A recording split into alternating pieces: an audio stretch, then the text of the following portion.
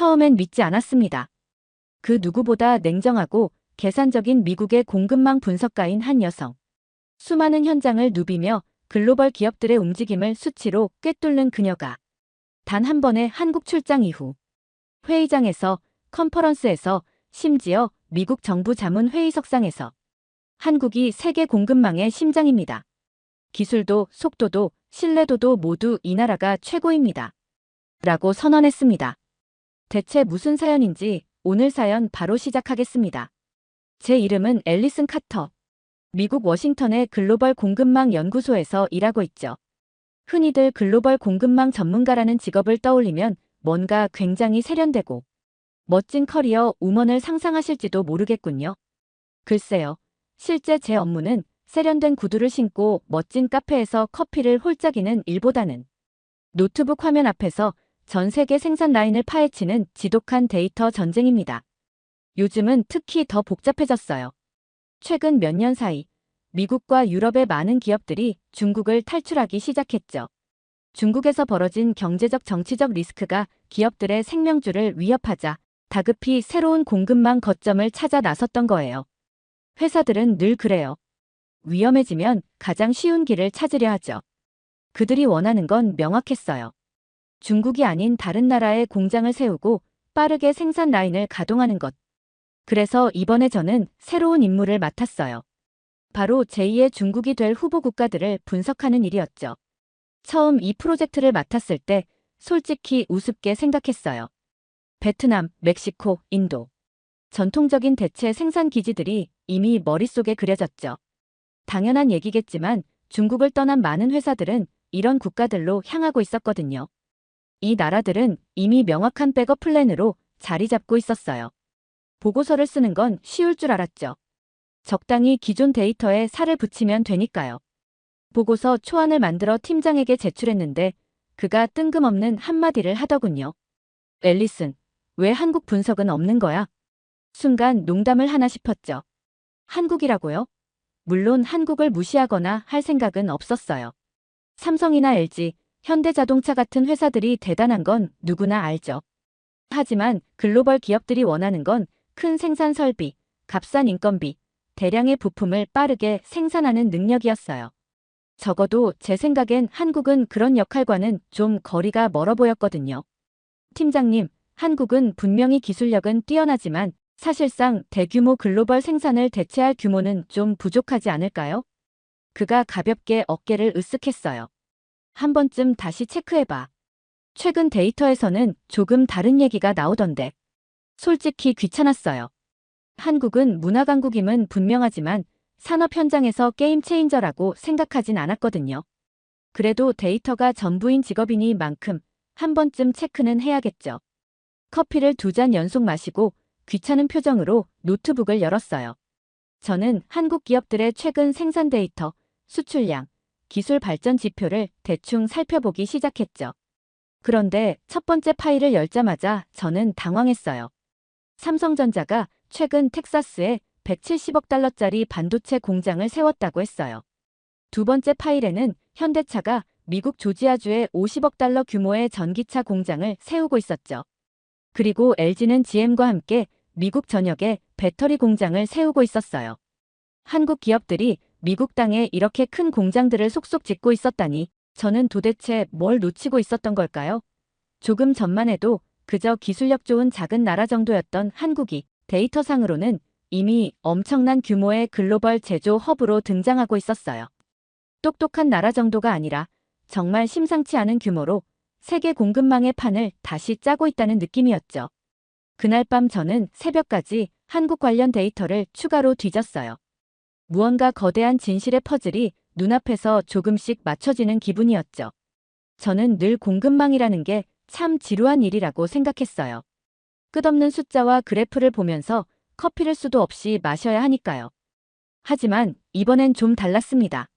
데이터를 볼수록 이상한 그림이 그려졌어요. 처음에 생각했던 평범한 시나리오는 완전히 뒤집어지고 있었죠. 조사를 하면서 중국에서 철수한 주요 기업들의 담당자와 화상 인터뷰를 했어요. 처음엔 그들도 조심스럽게 얘기를 꺼냈지만 점점 시간이 지날수록 속마음을 털어놓더군요. 중국은 이제 너무 위험해졌습니다. 제조 비용이 저렴한 것도 옛날 얘기예요. 위험하다뇨? 구체적으로 어떤 게요? 좀 더 자극적인 답변을 듣기 위해 질문을 던졌어요. 그때 인터뷰를 하던 보쉬의 아시아 총괄 담당자가 입을 열었습니다. 리스크죠, 리스크. 중국에 공장을 두고 있으면 언제 어떻게 문제가 터질지 몰라요. 정치적 문제만도 아니에요. 품질도 그렇고 기술 유출 문제도 끊이지 않죠. 그런데 놀라운 건 중국에서 나온 기업들이 생각보다 빨리 새로운 대안을 찾았다는 겁니다. 흥미로웠어요. 저는 화면을 응시하며 물었죠. 그 대안이라는 게 베트남이나 인도 같은 나라들인가요? 그는 화면 너머에서 가볍게 웃더니 고개를 흔들었어요. 당연히 베트남도 좋고 인도도 괜찮죠. 인건비 낮고 규모도 크니까요. 그런데 대기업들이 민감한 부품, 특히 반도체나 배터리 같은 걸 다룰 때 어디서 실험하고 검증할지 생각해 보세요. 정확성과 품질이 전부인 분야 말이죠. 그는 잠시 말을 멈추고 제 표정을 살폈어요. 무언가를 암시하려는 듯한 눈빛이었죠. 요즘 글로벌 기업들이 세컨드 벤더 혹은 기술 이전 파트너로 고려하는 나라가 어딘지 아세요? 저는 순간 그가 말하려는 나라가 뭔지 이미 눈치챘어요. 최근 며칠간 제가 마주친 수많은 데이터와 기사들이 머릿속을 스치듯 지나갔거든요. 바로 한국입니다. 그는 그렇게 말하며 태블릿을 꺼내 보여줬어요. 인텔이 삼성과 협력 중인 파운드리 관련 뉴스, GM이 LG 에너지 솔루션과 배터리 합작 공장을 세운다는 발표, 지멘스가 한국 스마트 팩토리 솔루션을 채택한 사례, 심지어 한국 기술력에 관심을 가진 명품 브랜드들이 아시아 지역 생산 전략에서 한국 파트너사를 검토 중이라는 언론 보도까지. 생산 라인을 통째로 이전한 건 아니지만 민감하거나 핵심 부품 관련해선 한국에서 기술 검증을 먼저 해보고 있습니다. 기술적으로 믿을 수 있는 몇 안 되는 나라니까요. 그의 말을 듣고 놀랐습니다. 생각보다 훨씬 조용하고 치밀한 방식으로 한국은 이미 글로벌 공급망의 전략적 요충지로 올라서고 있었던 거죠. 모든 길이 한국으로 이어지고 있다니 말이 돼. 다음 날 팀장에게 인터뷰 내용을 보고했어요. 팀장은 제 말을 듣고 조금도 놀라지 않더군요. 오히려 이렇게 말했어요.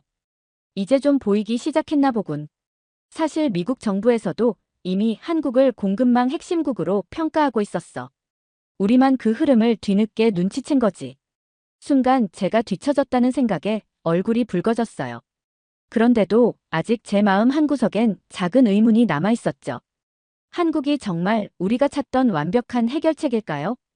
그날 밤 저는 항공권을 예약했어요. 바로 다음 주 서울행 비행기를요. 뭔가 묘한 흥분과 긴장감이 저를 감쌌죠.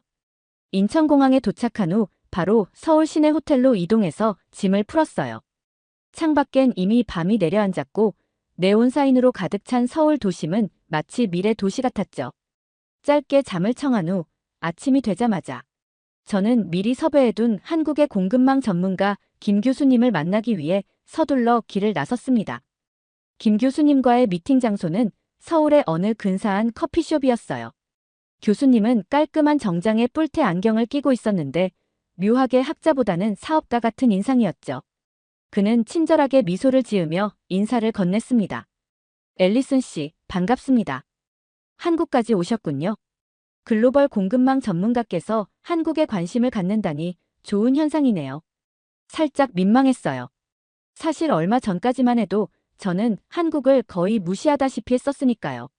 하지만 교수님은 제 속마음을 아는지 모르는지 곧바로 이야기를 시작했어요. 최근 몇 년간 글로벌 기업들이 중국을 떠나기 시작한 건 다 아시죠? 그렇죠. 미국과 유럽 기업들이 대거 빠져나갔죠. 그런데 왜 그들이 한국을 선택하는지 궁금해졌어요. 교수님은 의미심장한 미소를 지었어요. 아주 간단합니다. 그 기업들이 새로운 공급망을 테스트하고 구축할 때 가장 중요한 게 뭔지 아세요? 잠시 생각하다가 대답했어요. 가격 경쟁력과 속도 아닌가요? 그는 고개를 저으며 말했어요. 단순 제조의 경우는 그렇겠죠. 하지만 기술력과 품질이 중요한 기업의 경우 그들이 원하는 건 신뢰성과 안정성이죠. 중국 공급망이 왜 무너졌습니까? 신뢰할 수 없었기 때문이에요. 그래서 기업들은 기술력과 완벽한 품질, 정확한 납기를 보장할 수 있는 국가를 우선적으로 찾게 됩니다. 잠시 커피를 마신 후 교수님이 말을 이었어요. 지난 몇 년 동안 글로벌 기업들은 한국 기업들과의 기술 협력이나 공동 개발을 확대해왔습니다. 일부 핵심 부품이나 고부가 가치 공정의 테스트, 품질 검증 등을 위해 한국을 전략적 파트너 또는 시험 생산 거점으로 활용하는 사례도 점점 늘어나고 있죠. 데이터를 통해 일부 내용을 확인하고 왔지만 직접 이렇게 현지 전문가로부터 들으니 더 충격적이었죠. 그러니까 한국이 테스트 국가로 완벽하다는 뜻인가요? 교수님은 고개를 끄덕였어요.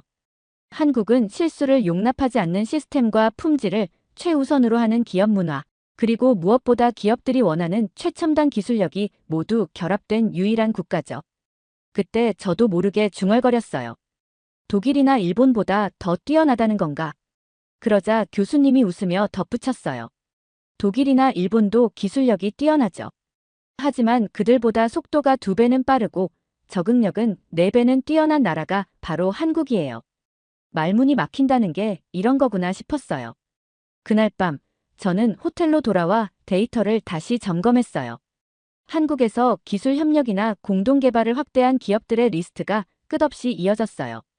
갑자기 머릿속에서 퍼즐 조각들이 하나씩 맞춰지기 시작했어요. 그들은 모두 신뢰할 수 있고 완벽한 품질을 원하는 기업들이었고 그런 조건을 충족하는 국가는 단 하나뿐이었습니다. 인정할 건 인정해야 했죠. 제가 알고 있던 공급망의 중심은 더 이상 중국이 아니었어요. 그건 바로 한국이었죠. 다음 날 아침 혼자서 서울의 중심지 강남 거리를 둘러보기로 했어요. 글로벌 공급망 전문가로서 현장을 보는 것도 중요하다고 생각했거든요. 호텔에서 나온 지 얼마 안 돼서 작은 편의점에 들렀어요. 물을 사고 계산하려는데 점원이 없는 거예요. 옆을 둘러보니 중학생쯤 돼 보이는 소년이 저를 보며 가볍게 웃더니 말을 걸더군요. 계산은 저기 셀프 기계에서 하시면 돼요. 이렇게 작은 골목 편의점까지 완벽히 운영되는 모습을 보니 살짝 충격적이었죠. 그리고 오후엔 강남역 근처에서 지하철을 타봤어요. 그 유명한 서울 지하철을 직접 보고 싶었거든요. 지하철역은 마치 SF 영화 세트장 같았죠. 벽마다 설치된 스크린에서 광고뿐 아니라 실시간 뉴스가 나오고 있었고 모든 승객들은 손목에 스마트워치나 스마트폰으로 승차권 없이 개찰구를 통과했어요. 지하철 내부에서도 사람들은 하나같이 무선 이어폰을 끼고 조용히 영상을 보고 있었죠. 그동안 제가 생각했던 작은 제조국 한국이 실제론 거대한 디지털 도시였던 거죠. 저는 스마트폰을 꺼내들고 짧은 메모를 남겼어요. 한국은 제조 강국인 줄만 알았는데 완벽한 스마트 국가였다. 그날 저녁 호텔로 돌아오는 길에 택시 기사분과 간단한 대화를 나눴어요. 영어가 조금 서툴렀지만 충분히 이해할 만했죠. 그분은 전기차를 운전하고 있었는데 저는 흥미로워서 물어봤어요. 이 차 한국 차인가요? 기사분은 자랑스럽게 미소를 지으며 대답했어요. 네, 한국산 전기차입니다. 현대 아이오닉이라고 하죠. 미국에서도 요즘 잘 팔린다던데요. 미국에서 테슬라만큼이나 요즘 한국산 전기차가 많아진 걸 알고 있었지만 막상 직접 타보니 조용하고 부드러웠어요. 택시에서 내리며 저는 이렇게 말했어요. 승차감이 정말 좋아요. 다음에 기회가 되면 저도 사야겠어요. 기사분은 웃으며 엄지손가락을 치켜들었죠. 호텔방에 돌아와 침대에 앉아 잠시 생각에 빠졌어요. 그저 반도체가 발전한 나라 정도로 생각했던 이곳이 사실 전방위적으로 디지털 혁신을 이루고 있는 나라였던 거죠. 생산부터 소비까지 모든 것이 디지털로 연결된 모습이었어요. 그동안 제가 만든 글로벌 공급망 보고서는 결국 절반의 진실에 불과했어요. 실제 현장에 와서 직접 보지 않는다면 이 나라의 진정한 모습은 절대 파악할 수 없었으니까요. 저는 여전히 더 구체적인 현장을 보고 싶었어요. 수치와 통계는 이미 충분히 분석했으니 이제는 직접 한국 제조의 심장부를 탐험할 때였죠. 서울에서 고속열차를 타고 1시간쯤 달리자 드디어 평택에 도착했습니다. 제가 처음부터 가보고 싶었던 삼성전자의 거대한 반도체 공장이 있는 도시였죠. 평택에 발을 내딛자마자 특유의 깨끗하고 정돈된 거리, 체계적으로 계획된 도시 구조가 눈에 들어왔어요. 현지에서 만난 삼성전자 직원은 친절하게 저를 생산 라인으로 안내했어요. 저는 그 순간을 잊지 못할 거예요. 공장 내부는 마치 영화 속 우주정거장 같았어요. 먼지 한 톨 없는 환경, 자동화된 로봇들이 쉼없이 움직이며 반도체를 생산하고 있었죠. 현장을 안내해준 직원이 자랑스럽게 말했어요. 이곳이 바로 세계 최대 규모의 반도체 생산 공장입니다. 애플도, 테슬라도, 아마존도 이 공장 없이는 제품을 만들 수 없죠. 다음 날은 구미로 이동했어요. 구미는 LG의 배터리 공장으로 유명했죠. 평택에서의 경험이 강렬했던 만큼 큰 기대는 하지 않았어요. 그런데 공장에 도착하자마자 또 한 번 놀라버렸죠. 직원의 설명을 들으며 생산 라인을 바라봤는데 정확성과 속도가 믿기 어려울 정도더라고요. 저희 공장은 GM과 함께 미국의 주요 전기차 배터리를 공급하고 있습니다. 불량률은 거의 0%에 가까워요. 불량률이 0%에 가깝다니 말도 안 되잖아요. 하지만 공장 내부에서 본 엄격한 품질 관리 시스템과 AI가 결합한 생산 프로세스를 보니 의심이 사라졌습니다. 마지막으로 방문한 곳은 창원이었어요. 창원은 한국의 제조업 역사를 고스란히 간직한 도시라고 들었죠. 현대차의 수소차 공장이 있는 곳이기도 했어요. 사실 수소차라는 개념은 미국에서 여전히 이론적이고 멀게 느껴졌어요. 그런데 창원 공장에서 목격한 건 그런 이론적인 상상을 뛰어넘는 현실이었어요. 현대자동차 직원이 미소를 지으며 말했죠. 이곳에서 생산된 수소차는 지금 유럽과 미국, 그리고 아시아 전역에서 달리고 있습니다. 한국의 생산 현장 3곳을 돌며 깨달은 것은 분명했습니다. 이곳은 이미 미래의 기술을 실제로 구현하고 있는 현실의 실리콘밸리 같은 나라였어요. 이전엔 독일이나 일본, 심지어 중국을 제조 강국이라 부르곤 했죠. 그런데 직접 본 한국의 모습은 그런 나라들과 차원이 달랐어요. 정확도와 품질, 속도에서 압도적인 우위를 점하고 있었으니까요. 저는 노트북을 꺼내 다시 보고서를 작성하기 시작했어요. 제목은 한국은 미래다라고 써 내려갔죠. 왜 이 사실을 지금까지 몰랐던 걸까요? 미국으로 돌아가면 사람들이 제 말을 믿어줄까요? 미국에 도착한 다음 날, 저는 사무실에 출근하자마자 곧바로 새로운 보고서 작성을 시작했어요. 그런데 이상했어요.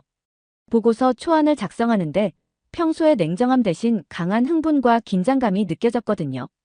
그 이유는 제가 한국에서 깨달은 진실이 너무나 커서 이걸 단지 보고서라는 형태로 전달하기엔 아쉬움이 컸던 거죠. 처음엔 한국이 글로벌 공급망에 대한 국가 정도일 거라고 생각했어요. 그런데 직접 가보니 그것과는 완전히 차원이 다른 현실이었어요. 한국은 대안이 아니라 아예 중심, 그러니까 글로벌 공급망의 허브로 자리 잡고 있었던 거예요. 보고서의 제목을 정하기까지 고민이 많았어요. 처음엔 한국의 가능성 같은 식상한 제목을 떠올렸지만 그 순간 제 마음을 정확히 표현하지 못한 느낌이었죠. 고민 끝에 저는 이렇게 적었어요. 한국이 세계 공급망의 심장입니다. 제목을 이렇게 짓자마자 왠지 모르게 뿌듯했어요. 한국의 실체를 가장 정확하게 표현한 문장이었으니까요. 저는 키보드에서 손을 떼고 잠시 숨을 고르며 생각했습니다. 한국이 이렇게 강력해질 수 있었던 비밀이 뭘까? 다시 데이터를 펼쳐봤어요. 수많은 글로벌 기업들이 중국을 떠나면서 새로운 공급망을 구축할 때 글로벌 공급망 전체의 흐름이 한국 중심으로 재편되고 있었어요. 삼성 반도체 없이는 애플도, 아마존도, 테슬라도 돌아가지 않는 현실이었죠. 한국의 배터리가 없으면 GM과 포드의 전기차도 생산이 불가능했어요. 한국은 겉으로 드러나지 않은 채 글로벌 공급망 전체를 은밀히 조정하는 숨은 조정자였던 거죠. 그날 오후, 제 상사인 로버트가 보고서를 검토하다가 놀란 표정으로 제 책상 앞으로 다가왔어요. 그는 항상 냉정하고 감정을 드러내지 않는 사람이었는데 이번만큼은 조금 흥분된 얼굴로 말했죠. 앨리슨, 이게 정말이야? 한국이 이렇게까지 중요했다고? 전 웃으며 말했어요. 저도 믿기지 않지만 데이터가 모든 걸 말해주고 있어요. 직접 보고 온 저는 더 확신하고요. 로버트는 제 보고서를 다시 넘기며 잠시 침묵했어요. 그러다 진지한 표정으로 이렇게 말했죠. 이거 워싱턴 정부 관계자들과도 공유해야겠어. 우리가 지금까지 공급망 전략을 완전히 잘못 접근하고 있었을지도 몰라. 저는 고개를 끄덕였지만 솔직히 조금 겁이 나기도 했어요. 한국에서의 경험이 개인적 충격이 아니라 미국 공급망 전략 전체를 뒤집을 수 있는 중요한 발견이 될 줄은 몰랐거든요. 며칠 후 저희 연구소는 미국 정부의 공급망 전략 자문회의에 초대받았어요. 로버트와 함께 참석한 회의장에서 저는 보고서를 발표했고 청중들은 놀라움을 감추지 못했죠. 특히 정부 관계자 한 명이 이렇게 말했어요. 항상 한국을 동맹국으로 생각했는데 실제로 글로벌 공급망의 핵심이었다는 사실이 놀랍네요. 미국의 공급망 전략이 바뀌어야겠어요. 회의가 끝난 후 로버트가 저에게 다가와 웃으며 어깨를 두드렸어요. 앨리슨, 큰일을 해냈군요. 우리가 한국의 존재를 이렇게까지 간과했을 줄이야.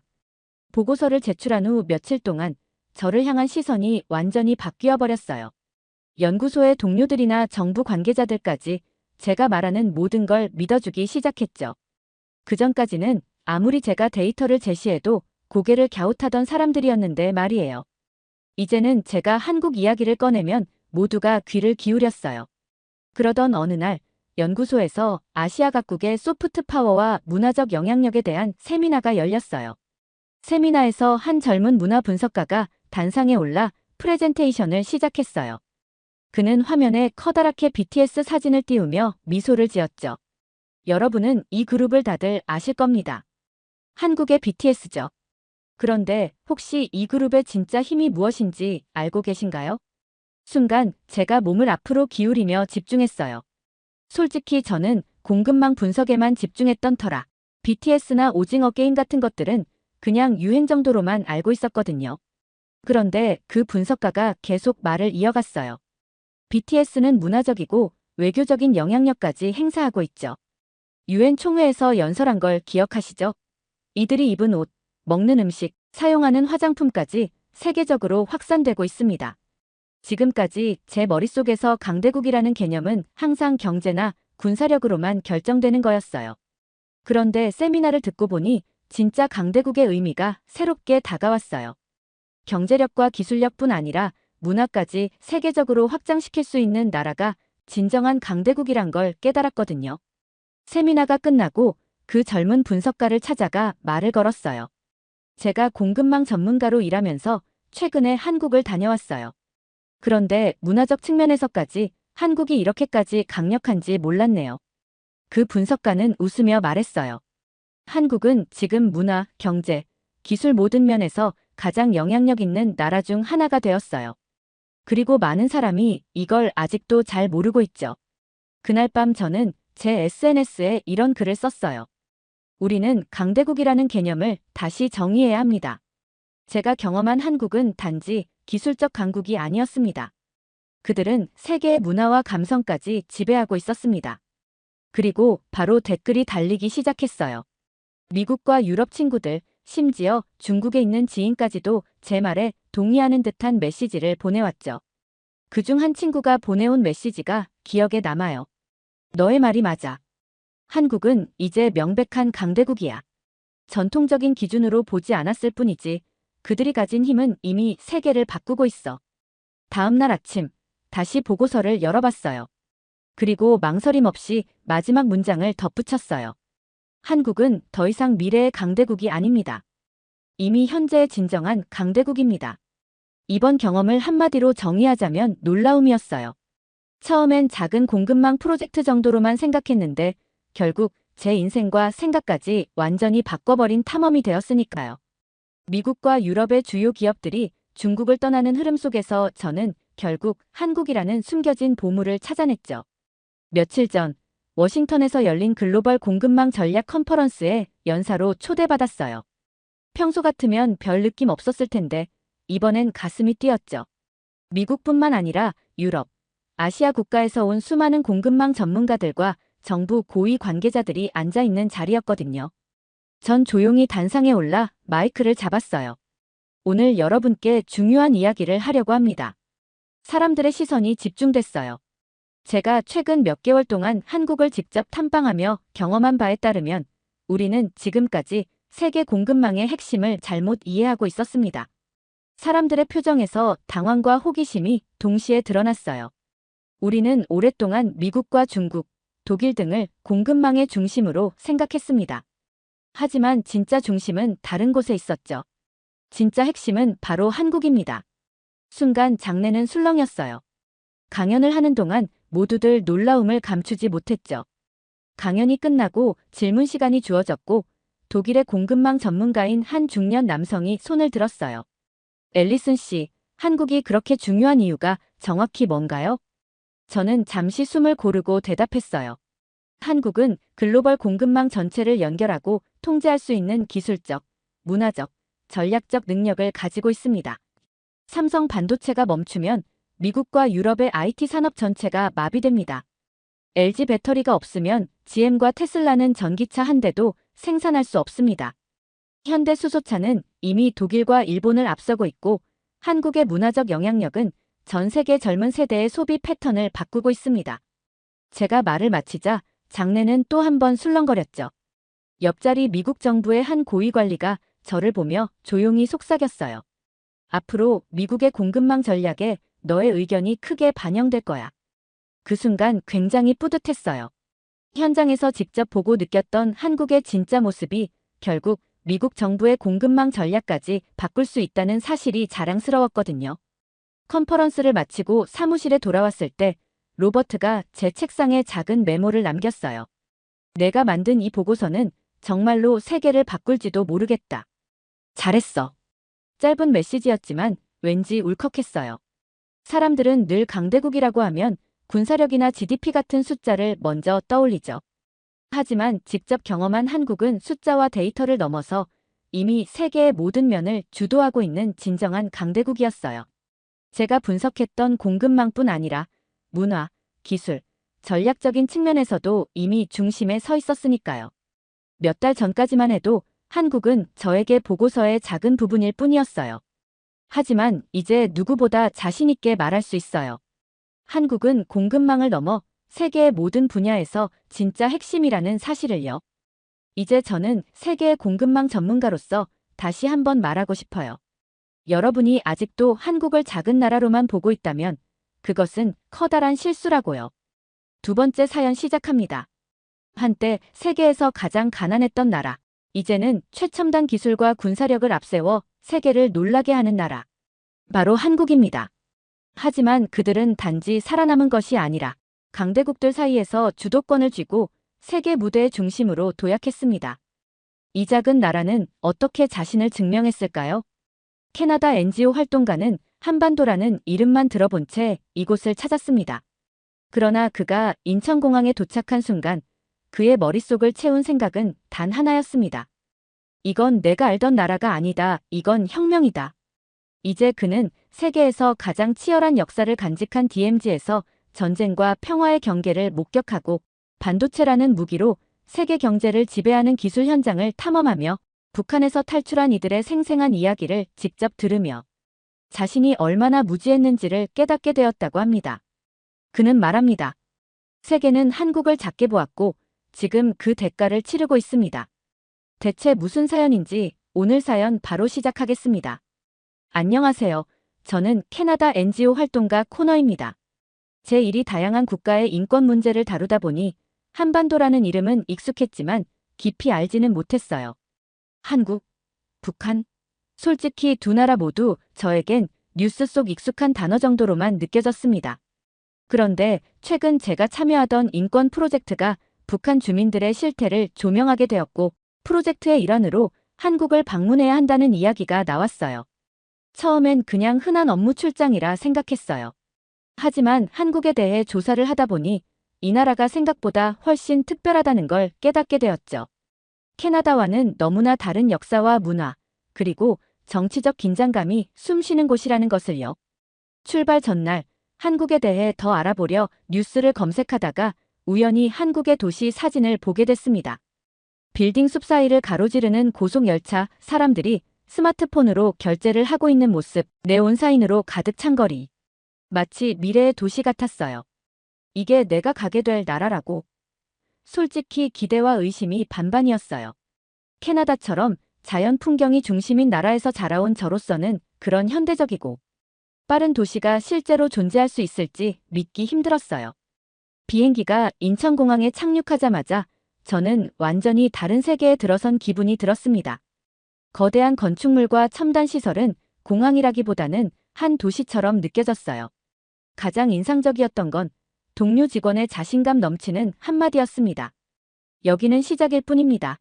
그 말이 어쩐지 제 마음에 깊이 남았습니다. 정말로 시작에 불과한 걸까요? 서울로 가는 길에 버스 창밖을 내다보면서도 계속 놀라움의 연속이었습니다. 고층 빌딩들이 끝없이 이어지고 그 사이를 사람들과 자동차들이 끊임없이 오가는 모습은 마치 살아있는 생명체처럼 느껴졌어요. 차창 너머로 한강을 건널 때 한국의 한강의 기적이라는 표현이 떠올랐습니다. 서울에 도착한 첫날 저녁, NGO 동료들과 회의를 가졌어요. 그들은 모두 한국에서의 북한 인권 문제를 해결하기 위해 열심히 일하고 있었는데 열정이 대단했습니다. 회의 도중 한 동료가 말했어요. 한국은 북한 문제를 해결하기 위해 기다리는 게 아니라 할 수 있는 모든 걸 하고 있어요. 하지만 그 과정에서 우리가 얼마나 많은 희생을 감내했는지 외국인들은 잘 모릅니다. 정말 그랬어요. 저는 잘 모르고 있었어요. 다음 날 아침, 저는 서울의 중심부로 향했습니다.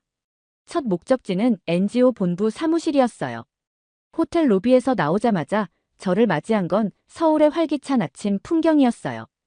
도시는 이미 분주하게 움직이고 있었습니다. 캐나다의 조용한 아침과는 완전히 다른 느낌이었죠. 지하철을 타고 본부로 이동하며 놀랐습니다.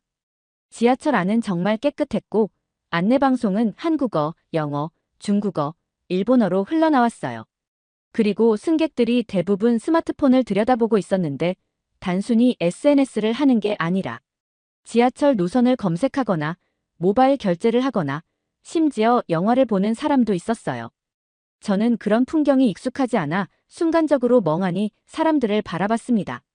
NGO 본부에 도착하니 사무실은 한마디로 현대적이었습니다.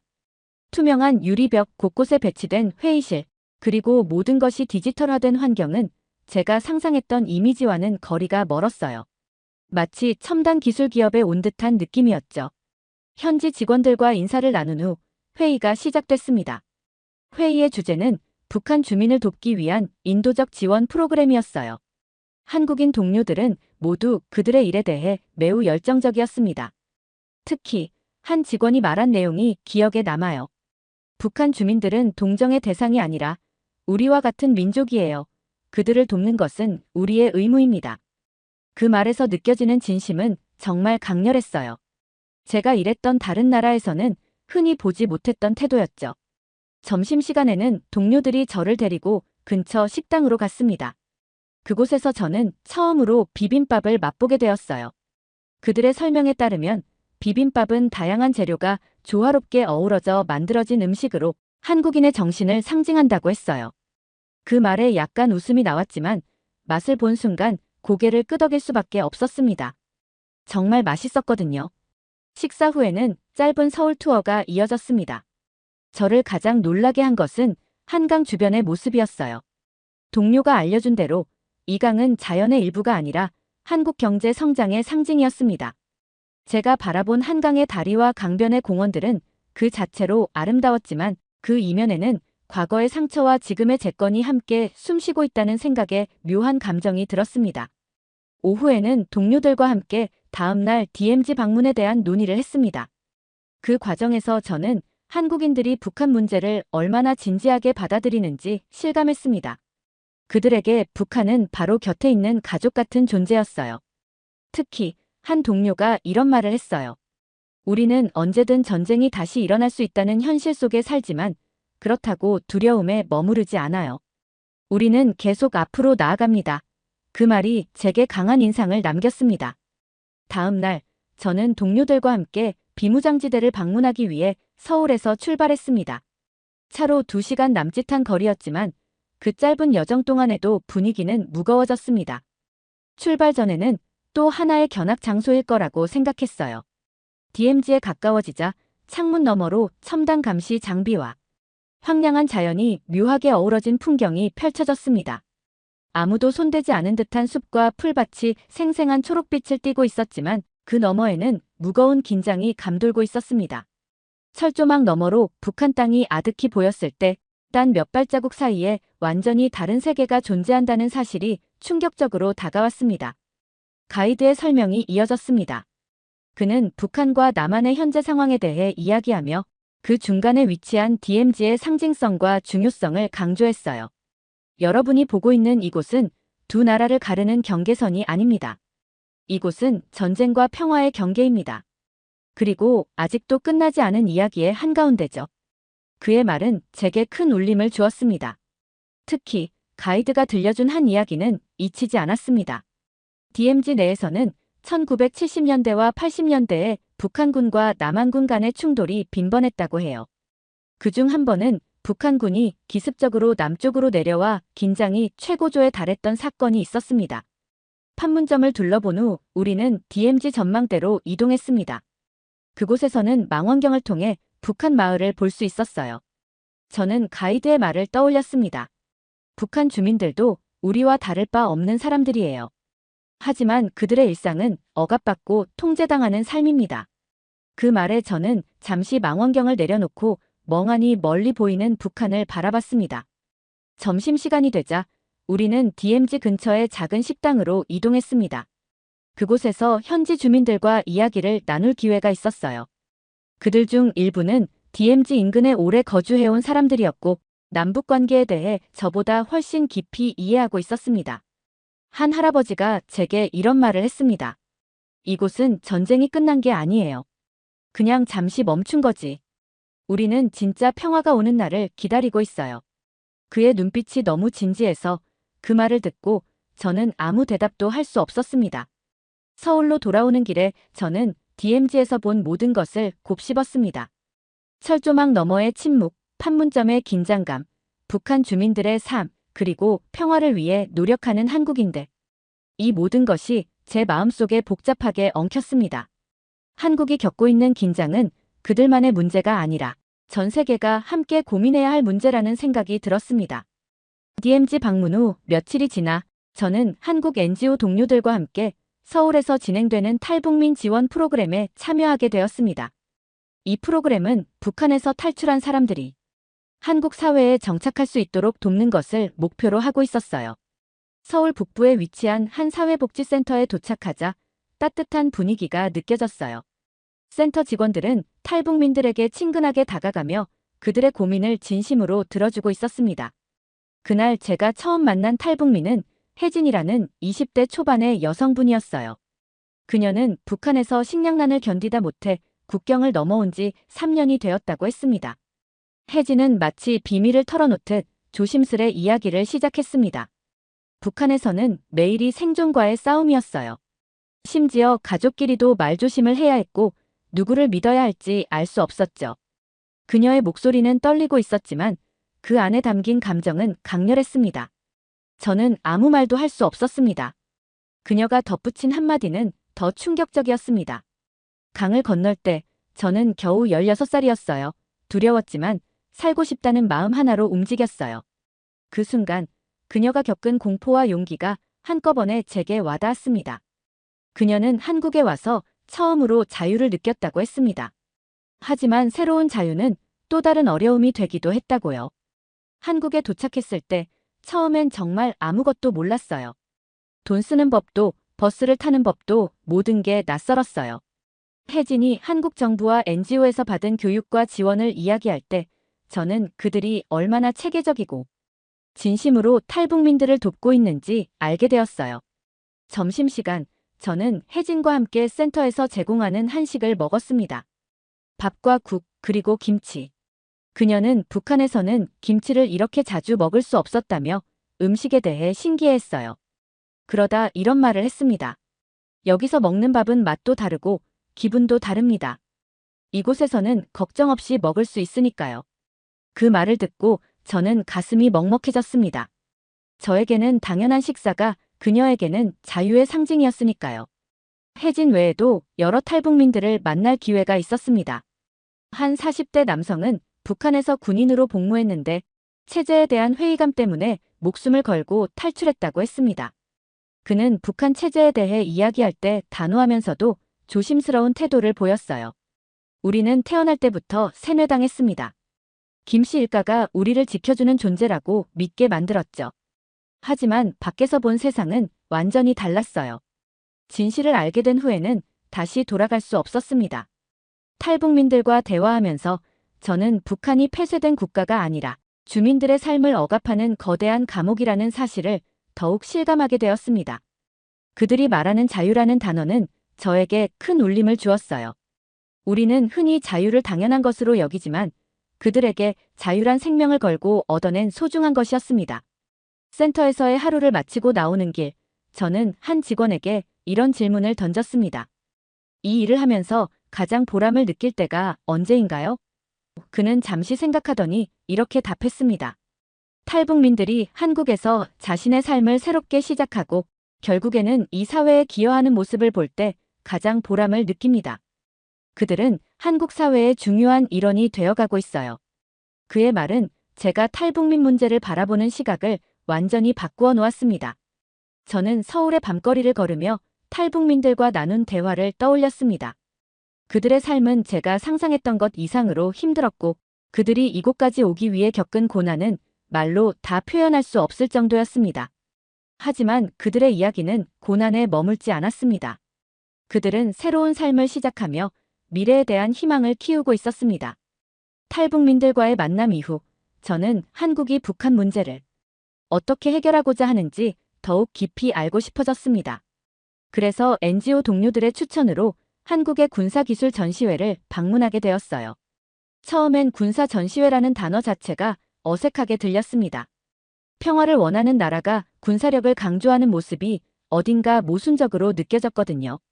서울 외곽의 대형 전시장에서 열린 행사장은 수많은 첨단 기술과 장비들로 가득 차 있었습니다. 입구에 들어서자마자 거대한 미사일 모델이 저를 압도했습니다. 동료는 저를 향해 미소를 지으며 말했어요. 저건 현무5입니다. 세계적으로도 손꼽히는 탄도미사일이에요. 한국이 독자적으로 개발했죠. 전시장을 돌며 저는 한국이 외국의 도움에 의존하지 않고 자주 국방을 위해 얼마나 많은 노력을 기울였는지 알게 되었습니다. 특히 K2 전차와 K9 자주포 같은 한국의 대표적인 무기들은 세계적으로도 인정받는 수준이었습니다. 한 기술자가 저에게 이런 말을 했습니다. 한국은 전쟁의 위협 속에서 생존하기 위해 강력한 군사력을 길러야 했습니다. 하지만 우리가 원하는 건 전쟁이 아니라 평화죠. 그의 말은 깊은 여운을 남겼습니다. 가장 인상 깊었던 순간은 KF-21 전투기 시뮬레이터에 탑승했을 때였습니다. 첨단 기술이 집약된 이 전투기는 한국이 독자적으로 개발한 5세대 전투기로 전 세계의 주목을 받고 있다고 했습니다. 시뮬레이터 속에서 가상의 하늘을 날며 저는 마치 한국의 방위산업의 일부가 된 듯한 느낌을 받았습니다. 이 작은 나라는 어떻게 이런 엄청난 기술을 개발할 수 있었을까? 캐나다와 비교했을 때 국토와 자원이 부족한 나라에서 이런 발전을 이뤘다는 것이 경이로웠습니다. 전시회 한쪽에서는 북한 정권 붕괴 시나리오와 관련된 세미나가 열리고 있었습니다. 저는 그곳에서 중국과 러시아, 그리고 미국의 이해관계 속에서 한국이 어떻게 균형을 맞추고 있는지를 배우게 되었습니다. 발표를 진행하던 한 전문가가 이런 말을 했습니다. 한국의 군사력은 북한만을 겨냥한 것이 아닙니다. 우리의 힘은 강대국들 사이에서 우리의 목소리를 낼 수 있는 기반이 됩니다. 그 말이 제 머릿속에 깊이 남았습니다. 저는 그날 느꼈습니다. 한국은 더 나은 미래를 위해 끊임없이 준비하고 있다는 사실을요. DMZ에서 느꼈던 긴장감은 이제 한국의 강력한 방위체계와 연결되며 새로운 의미를 가지게 되었습니다. 저는 한국의 경제적 기적을 직접 경험해보기 위해 동료들과 함께 서울 외곽의 첨단 산업단지를 방문했습니다. 한국 경제의 중추라 불리는 기업들과 기술들을 직접 보고 싶었거든요. 그동안 책이나 뉴스를 통해 막연히 알고 있던 것들을 눈으로 확인할 기회가 주어지니 기대감이 가득했습니다. 처음 방문한 곳은 세계적인 반도체 회사 삼성전자의 연구소였습니다. 도착하자마자 저는 그 규모에 압도되었습니다. 거대한 건물들은 마치 미래 도시처럼 보였고 곳곳에서 직원들이 분주히 움직이고 있었어요. 담당 직원이 저희를 반갑게 맞으며 한국 반도체 산업의 발전 과정에 대해 설명하기 시작했습니다. 한국이 반도체 산업에서 이렇게 앞서 나갈 수 있었던 이유는 기술 때문이 아닙니다. 위기를 기회로 바꾸는 저력, 그것이 핵심이죠. 그의 말은 기술적 설명을 넘어선 한국 경제의 본질을 담고 있는 듯 했어요. 연구소 내부를 둘러보며 저는 반도체가 전자부품이 아니라 전 세계 경제를 움직이는 핵심 기술이라는 것을 실감했습니다. 한국은 이제 세계 반도체 시장의 절대적인 강자입니다. 우리가 개발한 제품이 없으면 전 세계의 스마트폰과 컴퓨터 생산은 중단될 겁니다. 담당자의 이 말에 저는 절로 고개를 끄덕일 수밖에 없었습니다. 점심시간에는 연구소 근처의 구내식당에서 직원들과 함께 식사를 했습니다. 그들은 바쁜 와중에도 서로 아이디어를 교환하며 활기차게 대화를 나누고 있었어요. 한 직원이 저에게 이렇게 말했습니다. 한국 경제의 힘은 정부나 기업에서 오는 것이 아닙니다. 우리는 모든 사람들이 자신의 역할을 열심히 하면서도 더 나은 방법을 끊임없이 고민하는 문화를 가지고 있어요. 그의 말에 저는 그들의 성공이 운이나 외부 지원에 의존한 것이 아님을 깨달았습니다. 점심 후에는 한국 경제의 상징적인 장소로 꼽히는 한강변의 여의도를 방문했습니다. 이곳은 한국 금융과 정치의 중심지로 수많은 고층 빌딩과 금융기업들이 자리 잡고 있었습니다. 여의도를 거닐며 저는 한국 경제가 금융과 서비스, 산업에서도 강한 경쟁력을 갖추고 있다는 사실을 실감했습니다. NGO 동료 중 한 명이 저를 여의도의 한 카페로 데려갔습니다. 창밖으로는 한강이 보였고 강 위로 떠있는 유람선들이 한가롭게 움직이고 있었어요. 동료는 커피 한 잔을 건네며 이렇게 말했습니다. 한국은 한강의 기적이라고 불리는 경제 성장을 이루었지만 그 과정은 결코 쉬운 일이 아니었어요. 1997년 IMF 외환 위기 때 많은 사람들이 절망에 빠졌지만 한국인들은 다시 일어났습니다. 우리는 포기하지 않는 법을 배웠죠. 한국은 정말 특별한 나라야. 이 말이 제 머릿속에서 떠나지 않았습니다. 자원이 부족하고 크기도 작은 나라가 세계 경제의 중심에서 이토록 강력한 존재감을 드러낼 수 있다는 사실은 놀라움 그 자체였습니다. 일정 중 동료의 추천으로 경복궁을 방문하기로 했어요. 전통과 현대가 공존하는 한국에서 과거와의 연결고리를 확인할 수 있는 곳이 바로 궁궐이라는 이야기를 듣고 기대에 가득 찼습니다. 경복궁에 도착하자 고요한 연못과 웅장한 궁궐의 모습이 저를 맞이했습니다. 고층 빌딩으로 둘러싸인 도심 한가운데에 이렇게 전통적인 공간이 존재한다는 게 너무나 이질적이었어요. 궁 안을 천천히 걸으며 해설사의 설명을 들었습니다. 그녀는 경복궁이 조선 왕조의 중심이었고 왕과 신하들이 나라의 미래를 고민하던 장소라고 했어요. 하지만 이곳은 일본 식민지 시대와 한국 전쟁을 거치며 몇 번이고 무너지고 복원된 한국 역사의 생생한 증거였습니다. 그 이야기를 듣고 저는 멋지다는 감탄에서 벗어나 이 공간이 한국인들에게 어떤 의미일지 상상해보게 되었습니다. 특히 흥미로웠던 것은 근정전 안쪽을 들여다봤을 때였습니다. 해와 달을 상징하는 그림이 벽에 걸려 있었는데 해설사가 말하길 그것은 왕이 하늘의 권위를 받았다는 것을 상징한다고 했습니다.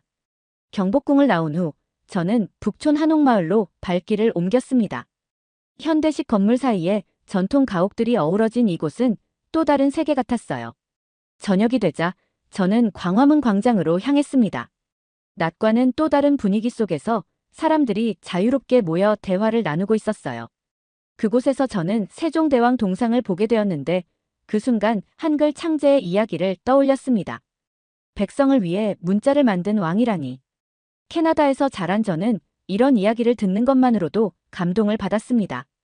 광화문 근처에서는 한복을 입은 외국인들이 거리를 거닐고 있었어요. 그들의 모습은 마치 시간 여행을 떠나온 것처럼 보였습니다. 저는 순간적인 충동으로 한복 체험을 하기로 했습니다. 옷을 갈아입고 거울 앞에 섰을 때 저는 과거와 연결된 듯한 묘한 기분이 들었습니다. 옷감의 촉감과 고유의 디자인에서 단순한 아름다움을 넘어선 깊은 전통이 느껴졌습니다. 하루 동안 경험한 한국의 전통과 현대의 조화가 머릿속을 떠나지 않았습니다. 과거의 흔적을 지우지 않고 오히려 그 위에 현대를 쌓아 올린 한국의 모습은 제가 그동안 경험해본 어떤 나라와도 달랐습니다. 한국에서의 마지막 일정은 NGO에서 준비한 작은 포럼에 참석하는 것이었습니다. 주제는 동북아의 평화와 한국의 역할이었어요. 포럼에는 한국의 정치인, 학자, 그리고 국제기구 관계자들이 참석했고, 저 같은 외국인 활동가들도 참여할 수 있었습니다. 포럼은 한국의 역사와 국제 정세를 간략히 짚으며 시작됐습니다. 첫 번째 연사는 이렇게 말했습니다. 한국은 동북아시아의 지정학적 중심에 있습니다. 강대국들 사이에서 생존하기 위해 우리는 오랜 세월 동안 지혜를 모아야 했습니다. 그는 한국이 평화를 위해 어떤 노력을 해왔는지를 설명했어요. 북한과의 군사적 긴장 속에서도 남북 정상회담을 이어가고 유엔을 통해 국제사회의 관심을 끌어낸 과정을 들려주었습니다. 포럼 중간에는 북한 인권 문제에 대한 패널 토론이 이어졌습니다. 한 탈북민 출신 패널이 무대에 올라 자신의 경험을 나눴습니다. 그녀는 감정이 북받친 듯 떨리는 목소리로 말했어요. 저는 북한에서 태어나 자유가 무엇인지 모른 채 자랐습니다. 하지만 한국에서 저는 자유뿐만 아니라 꿈도 찾았습니다. 그리고 그 꿈은 저처럼 힘든 상황에 있는 사람들에게 희망을 주는 것입니다. 그녀의 말에 관객들은 큰 박수로 화답했습니다. 저 역시 깊은 감동을 느꼈어요. 그 후 한 학자가 북한 붕괴 시나리오와 한국의 대응 전략에 대해 발표했습니다. 그는 북한 정권의 불안정성과 중국, 러시아, 미국의 이해관계를 설명하며 한국이 준비해야 할 미래를 구체적으로 이야기했어요. 가장 기억에 남는 말은 이거였어요. 우리는 우리의 미래를 스스로 설계하고 그 속에서 주도적인 역할을 하고 있습니다. 포럼이 끝난 후 저는 저녁에 열린 만찬에 초대받았습니다. 다양한 국적의 사람들이 한자리에 모여 한반도의 미래에 대해 대화를 나누는 모습은 매우 인상적이었습니다. 저도 여러 한국인 참가자들과 이야기를 나눌 기회가 있었어요. 한 젊은 NGO 활동가가 저에게 이렇게 말했어요. 한국은 강대국들에 둘러싸인 작은 나라일지 모르지만 우리는 스스로를 작게 보지 않습니다. 우리는 과거를 극복하며 오늘을 만들었고 그 경험으로 더 나은 내일을 꿈꾸고 있어요. 그의 자신감 넘치는 말에 저는 깊이 공감할 수밖에 없었습니다. 캐나다로 돌아가는 비행기 안에서 저는 한국에서의 경험을 되돌아보며 많은 생각을 했습니다. 한국은 강대국들 속에서 살아남은 나라가 아니다. 그들은 역사를 만들어가는 나라다. 저는 그렇게 결론을 내렸습니다. 한국에서의 시간을 결코 잊을 수 없을 것입니다. 이 나라는 큰 이야기를 품고 있었습니다. 경제적 기적, 문화적 유산, 그리고 평화를 향한 끊임없는 노력까지. 제가 경험한 모든 것은 제 시야를 넓혀주고 제 마음에 깊은 인상을 남겼습니다. 한국은 작은 나라일지 모르지만 그 안에 담긴 열정과 의지는 정말로 놀라웠습니다. 이곳에서 만난 사람들, 경험한 순간들, 그리고 배운 것들은 제가 앞으로 살아가는데 큰 영감이 될 것입니다. 특히 한국인들의 강인한 정신과 끈기는 제가 본받고 싶은 모습으로 남았습니다. 마지막으로 이곳에서 느낀 감동과 감사의 마음을 전하고 싶습니다. 한국은 제게 새로운 깨달음과 연결을 준 특별한 장소로 남을 것입니다. 언젠가 다시 이곳을 찾아 더 많은 이야기를 배우고 싶습니다. 오늘 사연이 재미있으셨다면 구독과 좋아요, 알림 설정까지 부탁드립니다. 더 재미있는 사연으로 돌아오겠습니다. 이상 감동탐험이었습니다.